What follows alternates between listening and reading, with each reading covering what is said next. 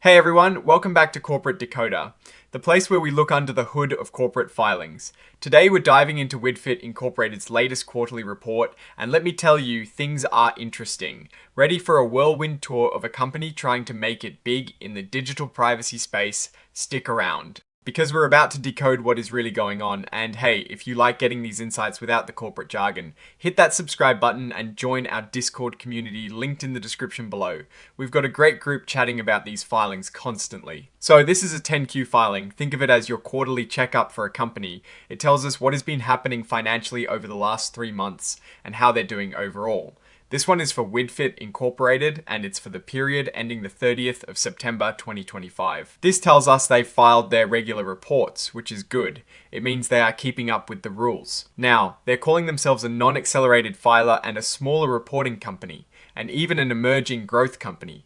This generally means they are on the smaller side, which isn't unusual for companies in this stage. And as of October late 2025, they had about 7.8 million shares of common stock out there. That's a decent number of shares. Alright, let's get to the juicy part, the financials. This is where the real story is. Let's look at their balance sheet comparing the end of September 2025 to the end of 2024. First, their assets, they have cash held in trust. And wow, this number has dropped dramatically from over $22,000 at the end of 2024 to a mere $167 by the end of September 25. That's a massive change. They practically have no cash left in trust. This immediately tells us they are burning through money very, very fast, or that a lot of their cash is tied up elsewhere. On the liabilities side, they have accounts payable and accrued liabilities, and something called due to related party. These numbers have stayed pretty steady at $2,000 and $6,500 respectively. These are their immediate debts. And stockholders' equity. This paints a concerning picture. At the end of 2024, they had positive equity of over $14,000. But by September 2025, it's a negative $8,333. This means their liabilities are now greater than their assets, which is generally not a good sign for a company. They essentially owe more than they own in terms of their book value. Now let's look at their income statement, or as they call it, the statement of operations for the 3 and 9 month periods ending the 30th of September 2025 and 2024. Here is the first big red flag: revenues. For the 3 months ending the 30th of September 2025, their revenue was $0 for the same period in 2024. For the 9 months ending the 30th of September 2025, 0 again, and for 2024 also 0. This company is not making any money from selling anything in these periods, but they are spending money. For the 3 months ending the 30th of September 2025, their total operating expenses were $4,050. This was made up of $4,000 in professional fees and $50 in general and administrative expenses, so they're spending money on lawyers, accountants, and other professional services. As a result, for the 3 months ending the 30th of September 2025, they had a net loss of $4,050. For the same period in 2024, the loss was $4,025. About the same amount of money lost over a 3-month period for the 9 months ending the 30th of September 2025. Their total operating expenses were $22,625. This includes $22,500 in professional fees and $125 in general, and administrative costs. Their net loss for this 9-month period was $22,625. Compare that to the 9 months ending the 30th of September 2024. Where the expenses were $14,515 and the net loss was $14,515. So they lost about $8,000 more in the first 9 months of 2025 compared to 2024. And the net loss per S-hair, it is basically 0. They have so many shares outstanding that even these losses don't add up to a full cent per S-hair. The statement of stockholders' equity basically tracks the changes in the ownership part of the company. As we saw on the balance sheet, their accumulated deficit, which is the total of all their past losses, is growing. It went from a negative $51,708 at the start of 2025 to a negative $74,333 by the end of September 2025. This shows they are digging a deeper hole of past losses. Now, the cash flow statement, this is crucial because it tells us where the cash is actually coming from and going.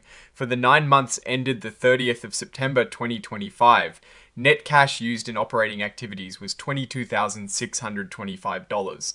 This means they spent that much more cash on their day-to-day operations than they brought in. which makes sense because they have no revenue. For the same period in 2024, they used $14,515. So their cash burn from operations increased significantly, and it gets more striking when you look at the total cash change. For the 9 months ending the 30th of September 2025, their cash decreased by $22,625. For the same period in 2024, it decreased by $14,515. This directly relates to that tiny cash balance we saw on the balance sheet. They started 2025 with over $22,000 in cash and ended September with just $167. That is a massive depletion of their cash reserves. Let's dig into the notes for some context. This section tells us WidFit Incorporated was actually incorporated in December 2021. And here is something called the going concern note. This is a big deal. Management acknowledges that because they have no revenue, have incurred losses, and have limited working capital, there is doubt about whether they can continue operating in the future. They plan to raise more money through capital markets, but as they say, there are no guarantees. This language in an SEC filing is a strong signal of financial distress.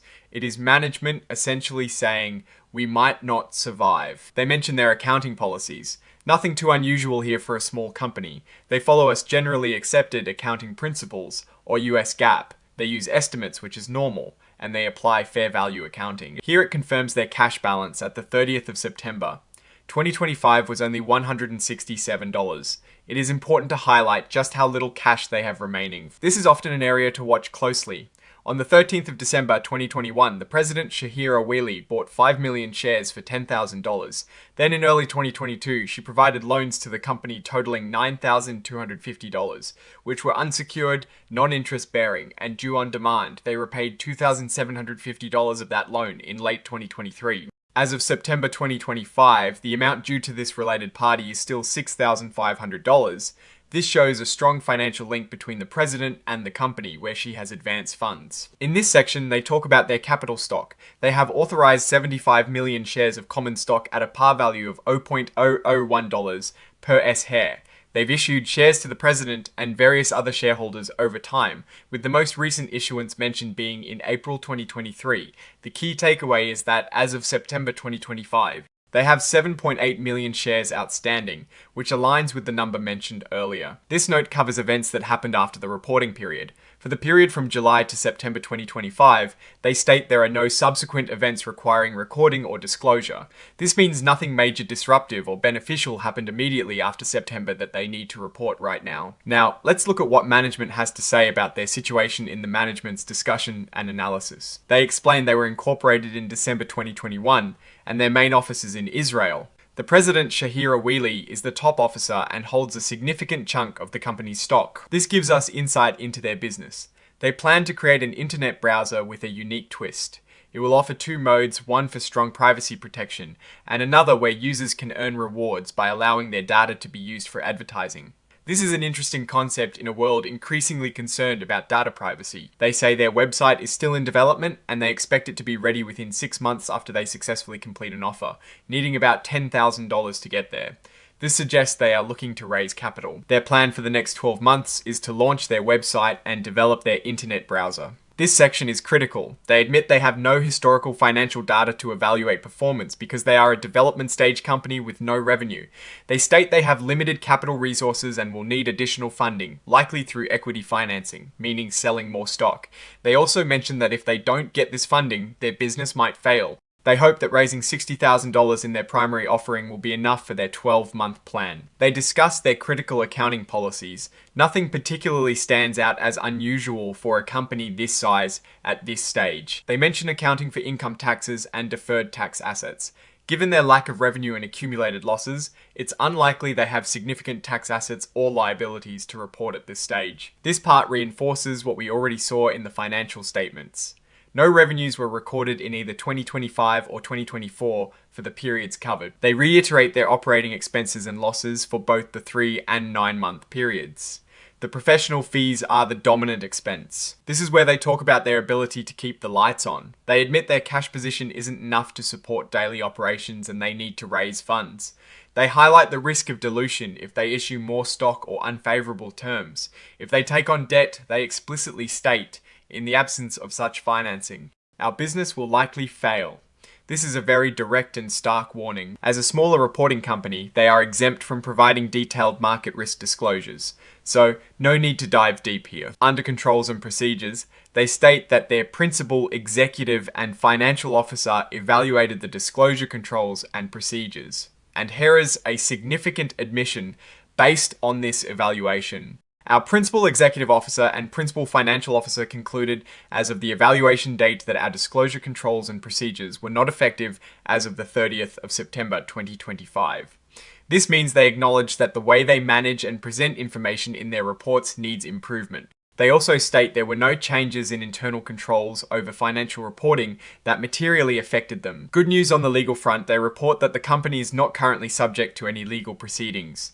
They do mention that from time to time, they might become involved in litigation. Again, as a smaller reporting company, they are not required to list out detailed risk factors. They state none for unregistered sales of equity securities and use of proceeds. This is the list of supporting documents. It includes certifications from their officers, which is standard. The XBRL documents are for the SEC's electronic data system. And finally, the signatures Shahira Weli, the President and Chief Executive Officer, is signing off on this report. She is acting as the Principal Executive, Accounting, and Financial Officer. So what is the story here? WidFit Inc. is a development stage company with a novel idea for an internet browser focused on privacy and user rewards. However, the financial reality is quite grim. They have virtually no cash, a growing accumulated deficit, and zero revenue. Their operating expenses, driven by professional fees, are causing them to burn through what little cash they have. Management openly admits there is doubt about their ability to continue as a going concern and that their disclosure controls are not effective. Their plan relies heavily on raising external capital, with a stark warning that failure to do so could lead to the business failing. The primary related party transaction shows the president has extended financial support, which is common for startups, but also highlights the company's dependence on its key personnel. Looking at the numbers, the most alarming figure is the rapid depletion of their cash, from over $22,000 to just $167 in 9 months, all while having no revenue. This points to an urgent need for funding. While their business idea is interesting and privacy is a growing concern, the current financial situation suggests significant risk for any potential investor or stakeholder. The company is essentially operating on fumes, with its future hinging entirely on its ability to secure substantial new funding. Alright, that is our breakdown of WidFit Incorporated's latest filing. What is your take on these numbers and what they signal for the company's future? Do you think their browser concept offers a real path to success, or is the financial situation too precarious? Drop your thoughts in the comments below. If this analysis was valuable, hitting that like button really helps the channel. And subscribe for more deep dives into corporate filings. And don't forget to check out our Discord community in the description for more discussions. Thanks for watching, and we'll see you next time on Corporate Decoder.